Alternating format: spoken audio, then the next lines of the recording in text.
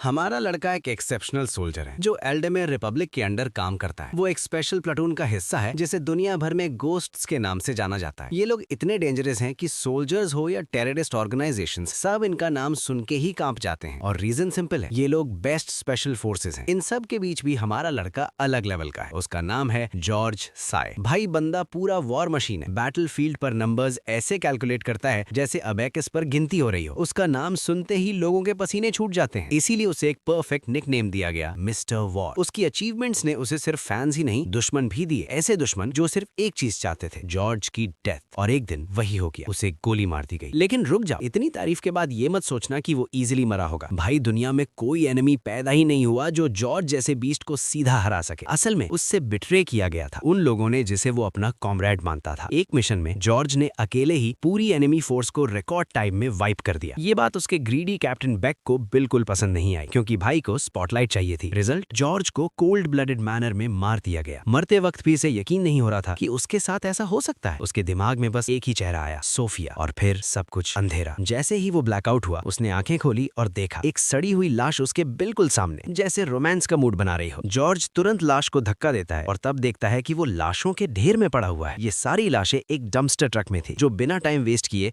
सबको क्लिफ से नीचे फेंक देता है। लाशें सीधा रिवर में गिर रही होती हैं, लेकिन जॉर्ज समहाउ क्लिफ का किनारा पकड़ लेता है और जिंदगी बचा लेता है। भाई लिटरली डेथ के एज पर था। ऊपर चढ़ने के बाद वो देखता है कि जितनी लाशें फेंकी गई हैं, उनका नंबर देखकर ही दिमाग घूम जाए। जो लोग ये काम कर रहे थे वो बिल्कुल चिल थे, जैसे रोज का रूटीन हो। आज मछलियों को एक्स्ट्रा खाना खिला दिया। और हाँ, बात हो रही है टोक्यो बे की। जॉर्ज रियलाइज करता है कि वो जापान में है, एक जगह जो उसकी पास्ट लाइफ का होमलैंड थी। कॉन्टेक्स्ट के लिए, जॉर्ज 6 जुलाई 2025 को मरा था और अब वो एक जगह पर आ गया है जिसे कहते हैं the island of despair. George को कुछ समझ नहीं आ रहा। लास्ट याद उसे मिडिल ईस्ट का मिशन है और अब सीधा टोक्यो बे, ऊपर से ये लाशें, कुछ भी सेंस नहीं बना रहा। थोड़ी देर बाद वो एक डेंस जंगल में भागता हुआ दिखाई देता है, होबो जैसे कपड़ों में। सिर्फ थोड़ी सी रनिंग के बाद ही बंदा ऐसे हाँप रहा है जैसे मैराथन दौड़ ली हो। लगता है इसका नया बॉडी पहले जैसा स्ट्रांग नहीं है। तभी पेट गुर गुर करता है। भाई को भूख लग चुकी है। ब्रेन और मसल्स को ग्लूकोज चाहिए। बाद में उसे बैम्बू मिलता है जिसमें थोड़ा पानी होता है, जो फिलहाल हाइड्रेशन के काम आ जाता है। एक लंबे पेड़ पर बैठकर बर्ड्स आई व्यू से वो एक छोटी सेटलमेंट देखता है। कुछ 100 घर। टाउन बोलना ज्यादा हो जाएगा, ये जगह प्रॉपर स्लम लग रही थी। जॉर्ज गंदी स्ट्रीट्स में घूमकर सिचुएशन असेस करता है। हाँ,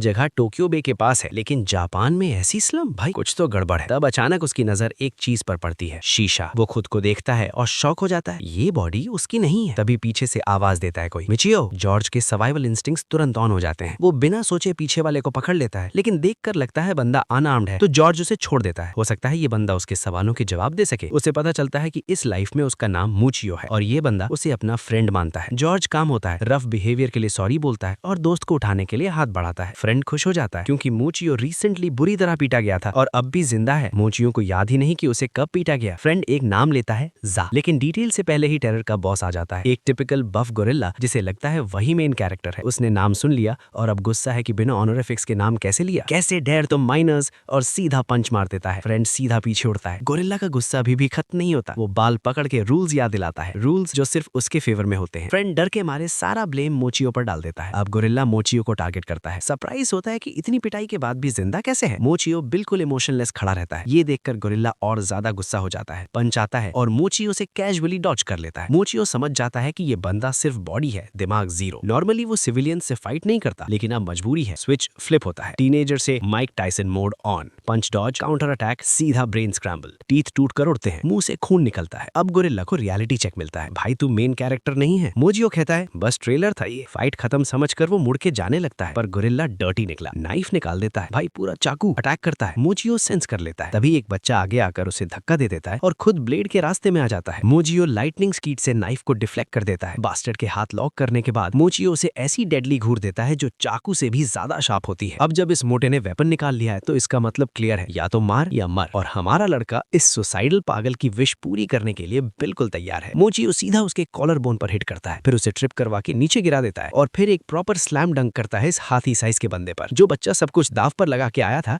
उसका मुंह पूरा खुला का खुला रह जाता है। उसके दिमाग में एक ही थॉट है, भाई अभी जो देखा रियल था क्या? और हाँ, बिल्कुल रियल था। मोटे के मुंह से निकलती दर्द भरी चीखें इसका प्रूफ है। उसे संभलने का मौका भी नहीं मिलता क्योंकि मुंह ऑलरेडी नेक्स्ट पंच के लिए रेडी है। और लो भाई, लास्ट बलिस्टिक पंच सीधा इस बास्टर्ड को स्वर्ग पहुंचाने के लिए। बच्चा आंखों में चमक के साथ देखता है जब मुंह अपनी खूनी फिस्ट वापस खींचता है। मोटा बेहोश हो चुका है, लेकिन सिर फट के टुकड़े टुकड़े नहीं हुआ। मोचियो का प्लान था इस बंदे को सीधा फ्यूनरल होम भेजने का, लेकिन इसका वीक बॉडी फिर बीच में आ गया। जो डैमेज हुआ है वो उस पावर के सामने कुछ भी नहीं जो पहले उसके पास थी। इसका मतलब क्लियर है, अब इस वीक बॉडी पर काम शुरू करना पड़ेगा ताकि वापस अपनी फॉर्मर पीक पावर तक पहुंच सके। बैकग्राउंड में खड़ा बच्चा मत भूलना, उसकी आंखें पूरी तरह से फटी हुई हैं। उसे समझ ही नहीं आ रहा कि जो वीक मूव वो जानता था वो अचानक इतना माचो मॉन्स्टर कैसे बन गया। बच्चे को आंसर्स चाहिए अभी के अभी। मोजियो थोड़ा ऑनेस्ट बनता है और बोलता है कि उसे अमनीजिया है, इसीलिए उसे किसी का भी याद नहीं, इस बच्चे का भी नहीं। बच्चा अपना नाम बताता है, कियो, नेक्स्ट डोर वाला लड़का। मोजियो बिना रुके उस सोए हुए पिग के बॉडी के पास से सीधा चल देता है और बोलता है उसे किसी कियो को जानता ही नहीं। ये सुन के बच्चा थोड़ा इरिटेट हो जाता है, भाई हम इतनी सॉलिड डुओ थे, तू कैसे भूल सकता है। उधर मोटा जमीन पर पड़ा है, अब उसका स्विच फाइनली ऑन हो चुका है, दिमाग लिटरली बॉईल कर रहा है। इधर हमारा डुओ स्लम की गंदी गलियों से गुजरता हुआ जा रहा है। बच्चा पूरा फाइट सीन को ओवरग्लेज कर रहा है जो मोचियो ने उस मोटे के साथ किया था। वो इतना इंस्पायर्ड है कि खुद भी मूव सीखना चाहता है। मोचियो बस शक करता है और बोलता है उसे इस आइलैंड के बारे में और जानना है। बच्चा एक्सप्लेन करता है कि ये जगह एक इंडस्ट्रियल वेस्ट आइलैंड है जो टोक्यो बे में फ्लोट कर रही है। बेसिकली एक कचरे का एम्पायर, गंदगी, नेग्लेक्ट और बदबू से भरा हुआ। मिचियो के लिए ये पहली बार है जब वो सुन रहा है कि जापान में भी ऐसी जगह एग्जिस्ट करती है। यहाँ आदमी माइंस में अपनी रूह बेच के काम करते हैं और औरतें और बच्चे सामान बेचकर या कचरा छानकर जिंदा रहते हैं। सिक्योरिटी नाम की चीज यहाँ एग्जिस्ट नहीं करती। इस जगह को सेसपूल कहना भी कम पड़ जाएगा। ये एक सड़ी हुई जमीन है जहाँ प्रोग्रेस मरने आता है। मोचियो सोचता है कि ऐसे स्लम्स सिर्फ वॉर टॉन जगहों पर होते हैं या शायद उससे भी बुरी जगह पर। चलते चलते वो एक बेकरी के पास से गुजरते हैं जो बेसिकली डायरिया जैसा खाना बेच रही है, मतलब बेयरली एडिबल फूड। फिर भी बच्चा उस बासी ब्रेड के लिए इतना डेस्परेट है कि उसके मुंह से लाह टपकने लगती है। शॉप ओनर इस गरीब बच्चे को भगाने की कोशिश करता है जो बच्चे की ईगो को चोट पहुंचाती है। किसने दिया इस बास्टर्ड को दूसरों को जज करने का हक? तब मोचियो जेब से एक करेंसी नोट निकालता है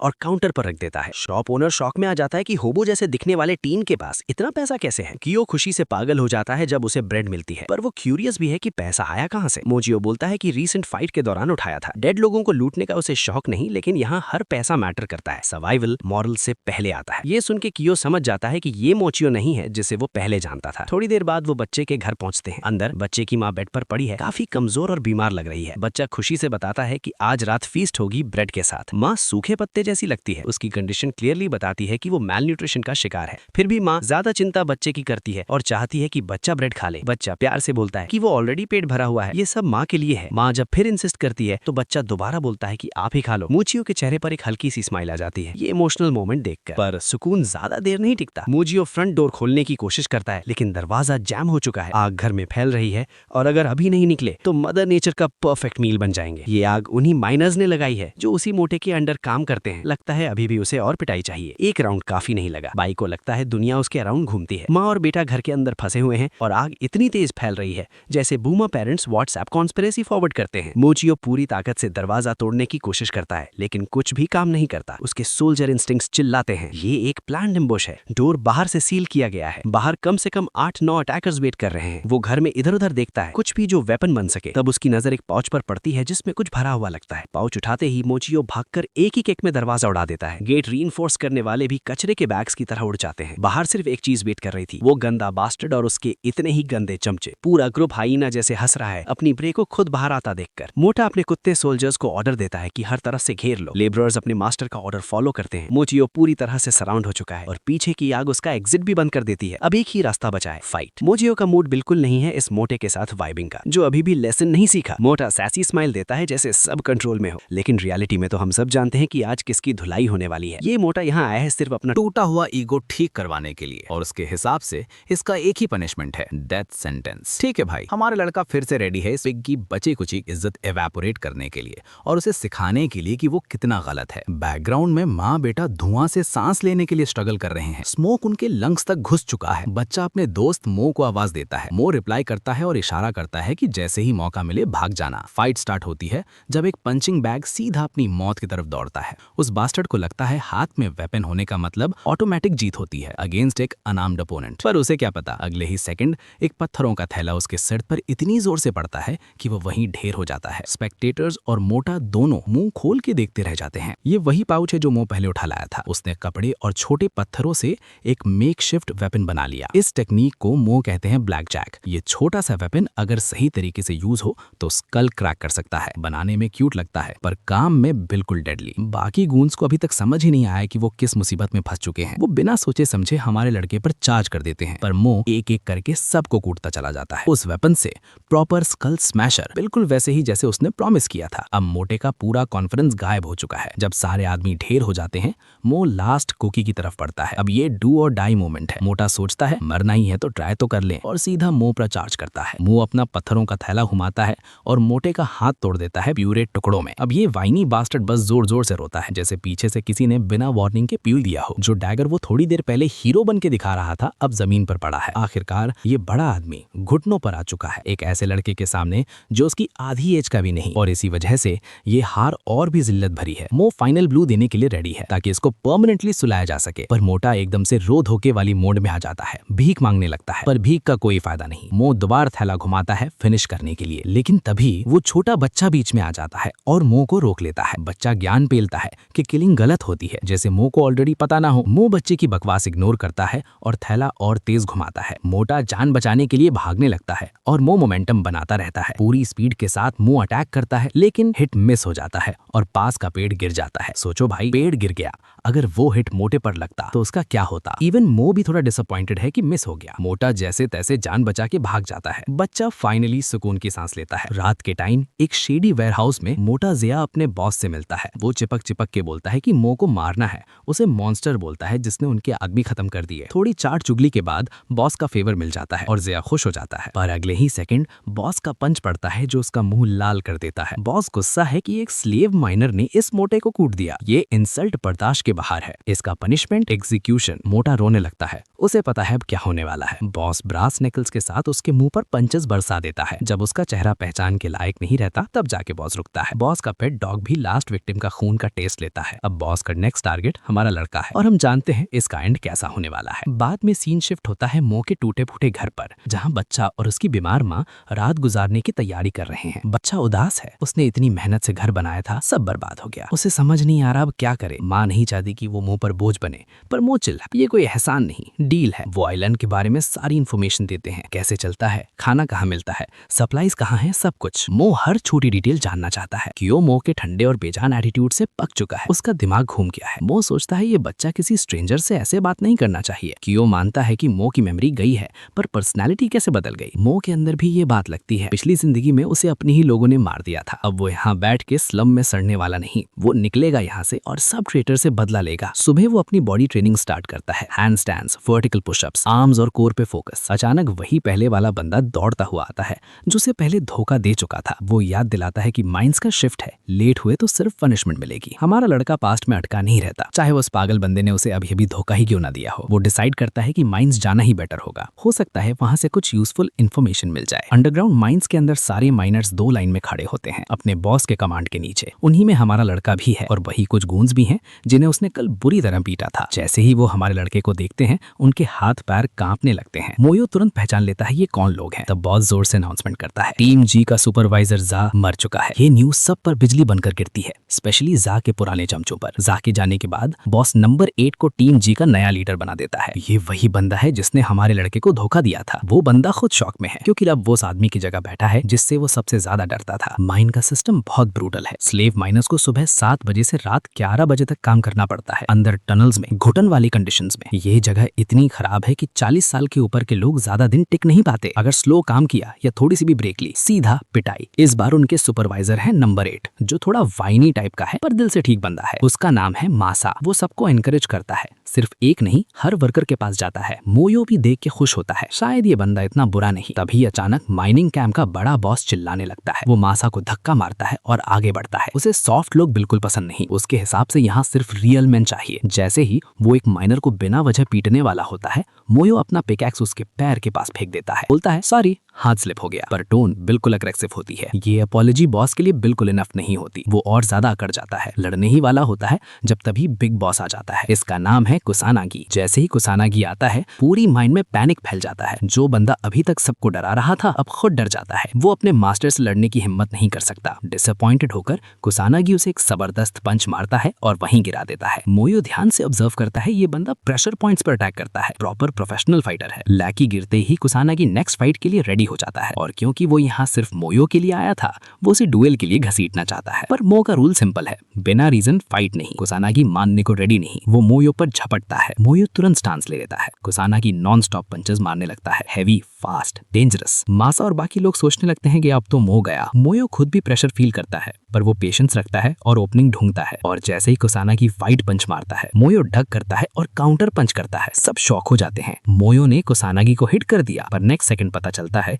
कि पंच एक्चुअली कनेक्ट ही नहीं हुआ। कुसानागी ने पकड़ लिया। वो इंप्रेस हो जाता है। काफी टाइम बाद कोई ठीक अपोनेंट मिला। फाइट आगे बढ़ने ही वाली होती है कि तभी एक जोर की आवाज आती है, बस करो। सब लोग तुरंत घुटनों पर बैठ जाते हैं। आया है डायरेक्टर अकीची। यही आदमी पूरे आइलैंड को कंट्रोल करता है। डायरेक्टर कुसानागी से नाराज होता है, बोलता है तू स्लेव्स को मार मार के खुद ही नुकसान करवा रहा है। वो धमकी देता है कि अगर ऐसा ही चला तो ब्लड पैक्ट मार्कस को रिपोर्ट करेगा। ये नाम सुनते ही कुसानागी का रंग उड़ जाता है। वो तुरंत स्वीट बन जाता है, बोलता है बस ट्रेनिंग दे रहा था। डायरेक्टर जाते जाते उसकी क्लास ले लेता है, तू सिर्फ मार पीट के काम का है, दिमाग वाले काम तेरे बस के नहीं। डायरेक्टर की बात कुसानागी को अंदर तक जला देती है, पर वो अपने ही बॉस को मार थोड़ी सकता है, चाहे मन कितना ही करे। जो स्लीव्स घुटनों पर बैठे होते हैं, अकीची उनको भी याद दिलाता है कि उनका काम जमीन चाटना नहीं, सिर्फ माइनिंग करना है। उनके लिए ये लोग इंसान भी नहीं, सिर्फ सब टियर ह्यूमंस हैं। उनकी एक ही वैल्यू है, मरते दम तक काम करते रहना। सीन लंच ब्रेक पर शिफ्ट होता है। मिचियो अपना खाना खाता है और पूरा डिप्रेस हो जाता है। खाने में ना टेस्ट है ना गर्माहट। बाकी वर्कर्स भी उस घटिया खाने को देख के अंदर ही अंदर रो रहे होते हैं। सब सुपरवाइजर से जलते हैं, क्योंकि उनके टिफिन हमेशा बढ़िया और टेस्टी होते हैं। स्लेव्स बस एक ही सपना देखते हैं, काश एक दिन हम भी ऐसा खाना खा पाए। तभी मासा आता है और मिचियो को अपना लंच ऑफर करता है। सुपरवाइजर होने की वजह से उसे अच्छा खाना मिलता है और वो खुशी खुशी मो के साथ शेयर करना चाहता है, पर मो सीधा मना कर देता है। मासा शॉक हो जाता है, कौन अच्छा खाना मना करता है। पर मो का रीजन सिंपल है, उसे किसी का एहसान पसंद नहीं। ये सुन के मासा उसके पास बैठ जाता है और बोलता है ये एहसान नहीं, ये मेरी माफी है। उसे याद है जब जा उसे मार रहा था और उसने सारा ब्लेम मो पर डाल दिया था, इसलिए ये उसका खुद को रिडीम करने का तरीका है। मोयो समझ जाता है मासा दिल से अच्छा बंदा है। वो हल्का सा स्माइल करता है और एक चिकन का पीस खा लेता है, बस एक ही पीस, उससे ज्यादा नहीं। मसा इम्प्रेस हो जाता है। तभी उसके दोस्तों की नजर लंच पर पड़ती है और वो पीछे से आकर भीख मांगने लगते हैं। मसा हार मान लेता है और सबको थोड़ा थोड़ा दे देता है। ब्रेक ज्यादा देर नहीं चलता। एक सुपीरियर आता है और उन पर चिल्लाता है, काम पर वापस जाओ। मो पूरा दिन काम करके समझ जाता है कि स्लेव्स की कोई वैल्यू नहीं। बिना प्रॉपर खाने, बिना प्रॉपर ब्रेक के सिर्फ काम काम काम। इसका रिजल्ट तब दिखता है जब एक वर्कर गिर पड़ता है। मसा तुरंत उसके पास जाता है हेल्प करने के लिए, पर सुपीरियर आता है, मसा को धक्का देता है और उस आदमी को लात मार के पल्स चेक करता है। आदमी मर चुका होता है। कोई प्रेयर नहीं, कोई रिस्पेक्ट नहीं, बस ऑर्डर मिलता है, ग्रुप जी इसको उठा के फेंक दो। यही है इनकी जिंदगी। मसा का शरीर कांप जाता है। वो सच में रो रहा होता है। वो नहीं चाहता कि मो भी ऐसे ही मर जाए, पर उसकी बात का कोई मतलब नहीं। मैनेजर्स को फर्क नहीं पड़ता। काम फिर से स्टार्ट हो जाता है। एक टीममेट की मौत भी उनको ब्रेक लेने का चांस नहीं देती। मो समझ जाता है ये दुनिया का वो हिस्सा है जहाँ इंसान की वैल्यू कचरे से भी कम है। आखिर बेल बजती है और दिन खत्म होता है। मसा बेरली खड़ा रह पाता है, पर खुशी मना रहा होता है कि दिन खत्म हो गया। मो बिल्कुल नॉर्मल लगता है, जैसे काम ही नहीं किया हो। वो बोलता है मुझे ऐसे स्ट्रेन की आदत है। मसा सोचने लगता है ये बंदा इंसान है भी या नहीं। मैनेजर उनको चुप करवा देता है। दिन के एंड पर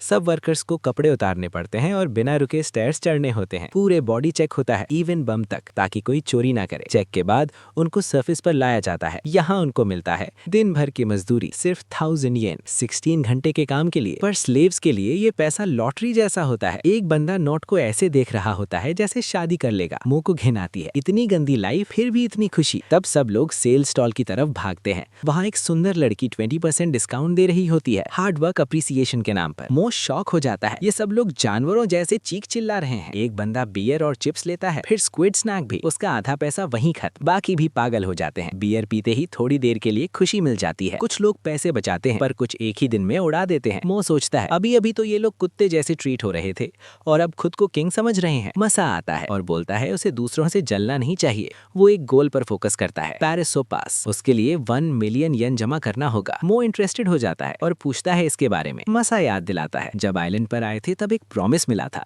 अगर कोई स्लेव 1 मिलियन येन जमा कर ले तो उसे पैरिसो पास मिलेगा और आइलैंड से परमानेंट फ्रीडम। तब सबने कसम खाई थी पैसे बचाने की, पर अब सब छोटी खुशियों में पैसे उड़ा रहे हैं। सिर्फ मसा ही अपने गोल पर टिका हुआ है। मो समझ जाता है पूरा सिस्टम, इसलिए कोई रिवोल्ट नहीं होता, क्योंकि उनको 2 सपने दिए गए हैं। एक होप का सपना जो शायद कभी पूरा ना हो, और दूसरा प्लेजर का सपना जो उनको हमेशा बिजी बिजी रखे। इस आइलैंड के एडमिन साइकोलॉजी का फुल गेम समझते हैं। लोगों को प्लेजर में डुबो दो ताकि वो सच देख ही ना पाए। ये सिस्टम इतना गंदा है कि मो को अंदर तक घिन आने लगती है। वो पॉकेट से नोट निकालता है और मसा के पास जाता है। पूछता है 1200 पास के लिए और कितना पैसा चाहिए। ये क्वेश्चन सेंसिटिव है। मसा डर जाता है कि कहीं प्रॉब्लम ना हो जाए, पर मो सीरियस होता है और बोलता है मैं किसी को कुछ बताने नहीं जा रहा। वो अपनी पूरी मजदूरी मसा को दे देता है क्योंकि उसे लगता है कम से कम ये बंदा तो यहाँ से बच सकता है। नेक्स्ट सीन में पता चलता है कि मसा सिर्फ 60,000 येन दूर है अपने गोल से और अब जो सेविंग्स होगी वो डबल होने वाली है। मो कैलकुलेट करता है मसा 30 डेज में पैरिस पास ले लेगा।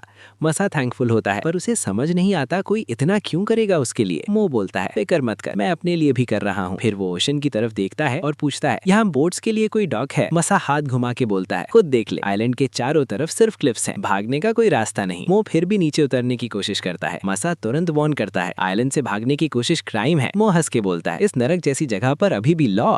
तभी एक अजीब सी आवाज आती है। मो ऊपर देखता है और जो देखता है वो नाइटमेयर से कम नहीं, एन आर्म्ड ड्रोन, और वो भी मिलिट्री ग्रेड। मो तुरंत वापस चढ़ने लगता है। मसा कंफ्यूज हो जाता है कि ड्रोन आया कहां से। ऊपर पहुंचते ही मो चिल्लाता है बाघ। मसा डाउट करता है पर तब एक बुलेट उसके फेस को छूकर निकल जाती है। अब उसे समझ आ जाता है ये मजाक नहीं है। दोनों जान बचा के भागने लगते हैं। मसा चिल्लाता रहता है और मो उसे चुप रहने को बोलता है। ड्रोन गोलियां बरसाता है पर मिरेकल से सब मिस हो जाती है। मो एक ग्लांस में ड्रोन को पहचान लेता है, SG नेमेसिस वर्जन 1। ये मशीन एक टारगेट पकड़ लेती है और तब तक नहीं छोड़ती जब तक टारगेट मर न जाए। इसको बोलते हैं मैड परसूअर। बैटलफील्ड के सोल्जर्स भी इससे डर जाते हैं। मो समझ जाता है हम हमेशा भाग नहीं सकते। वो डायरेक्शन चेंज करता है और ड्रोन को डेड एंड की तरफ ले जाता है। मसा को लगता है ये आइडिया बेकार है पर अब मो पर ही भरोसा है। दोनों फॉरेस्ट के अंदर घुस जाते हैं। ड्रोन की ट्रैकिंग इतनी स्ट्रांग है कि वो तुरंत पास आ जाता है। मो ट्राई करता है मसा को पेस में रखने का, पर 16 घंटे का काम किसी को भी तोड़ देता है। दोनों थक रहे हैं। एक बुलेट बस अब लगने ही वाली है। तब मो के दिमाग में एक आइडिया चमकता है। वो ट्री पर एक छोटा सा माउस देखता है और सोचता है यही हमारा चांस है। बिना सोचे वो माउस पकड़ लेता है और आगे भागने लगता है। मसा को बोलता है काउंटडाउन खत्म होते ही रुक जाना। मसा डर जाता है। मशीन के सामने रुकना पागलपन है, पर मो सुनता नहीं। वो काउंटडाउन स्टार्ट करता है और भागता रहता है। ड्रोन फायर करता रहता है जब तक मो सिग्नल नहीं देता। काउंटडाउन खत्म। मो माउस को हाथ में पकड़ के हल्के से बोलता है सॉरी और माउस को ड्रोन की तरफ फेंक देता है। ड्रोन तुरंत टारगेट रीअसेस करता है और माउस पर लॉक हो जाता है। गोलियां चलती हैं। माउस मर जाता है। उस 1 सेकंड की वजह से मो और मसा मौत से बच जाते हैं। ड्रोन अभी भी वहाँ है पर एग्जीक्यूशन कंप्लीट समझ लेता है। वो एरिया स्कैन करता है। मसा के बिल्कुल पास आ जाता है। मो एकदम फ्रीज हो जाता है। एक मसल भी मूव नहीं करता, बस पसीना टपक रहा होता है। लकीली ड्रोन उस आवाज को इग्नोर कर देता है, डायरेक्शन चेंज करता है और चला जाता है। और इस तरह मैड परसूअर से मो और मसा जिंदा बच जाते हैं। नेक्स्ट पार्ट के लिए नेक्स्ट मैन को सब्सक्राइब करो।